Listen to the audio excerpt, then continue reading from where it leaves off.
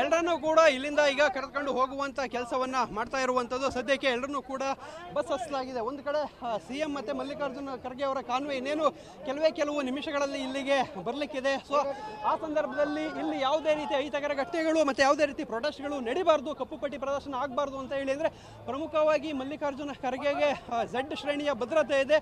So ಆದ್ರಿಂದನೂ ಕೂಡ ಇನ್ನೂ ಮುನ್ನೆಚ್ಚರಿಕೆ ಕ್ರಮವಾಗಿ ಅಂದರೆ ಬೇರೆ ರೂಟನ್ನು ಡೈವರ್ಷನ್ ಮಾಡಲಿಕ್ಕೆ ಪೊಲೀಸರು ನೋಡಿದರು. ಆದರೆ ಯಾವುದೇ ರೀತಿ ರೂಟ್ ಡೈವರ್ಷನ್ ಆಗಿದ್ದ ಕಾರಣ ಇವರನ್ನೇ ಇಲ್ಲಿಂದ ಖಾಲಿ ಮಾಡಿಸುವಂಥ ಕೆಲಸಕ್ಕೆ ಈಗ ಪೊಲೀಸರು ಮುಂದಾಗಿರುವಂಥದ್ದು. ಸದ್ಯಕ್ಕೆ ಸ್ಥಳದಲ್ಲಿ ಏನು 3 IPS ಆಫೀಸರ್ಗಳು ಸೇರಿದಂತೆ ಏನು ಒಬ್ಬರು ಕಮಿಷನರ್, ಇಬ್ಬರು DCP ಮತ್ತು ಒಬ್ಬರು SP ಲೆವೆಲ್ ಅಧಿಕಾರಿಗಳು ನಿಂತು ಇವರನ್ನ ಈಗ ಇಲ್ಲಿ ಏನು ವಶ ಪಡೆದುಕೊಂಡು ಹೋಗ್ತಾ ಇರುವಂಥದ್ದನ್ನು ಇಲ್ಲಿ ನೋಡ್ಬೋದಾಗಿದೆ. ಸದ್ಯಕ್ಕೆ ಎಲ್ಲರನ್ನ ಕೂಡ ಇಲ್ಲಿಂದ ತೆರವು ಮಾಡಿದ್ದಾರೆ. ಆದರೆ ಅಲ್ಲಲ್ಲಿ ಏನು BJP ಕೆಲ ಕಾರ್ಯಕರ್ತರುಗಳು ಇದ್ದಾರೆ, ಅವರು ಕಪ್ಪು ಬಟ್ಟೆಯನ್ನು ಪ್ರದರ್ಶಿಸ್ತಾರೆ ಅನ್ನೋ ಮಾಹಿತಿ ಪೊಲೀಸರಿಗೆ ಇರುವಂಥದ್ದು. ಎಲ್ಲ ಕಡೆ ಪೊಲೀಸ್ ಬಿಗಿ ಬಂದೋಬಸ್ತನ್ನು ಹೆಚ್ಚಿಸಲಾಗಿದೆ.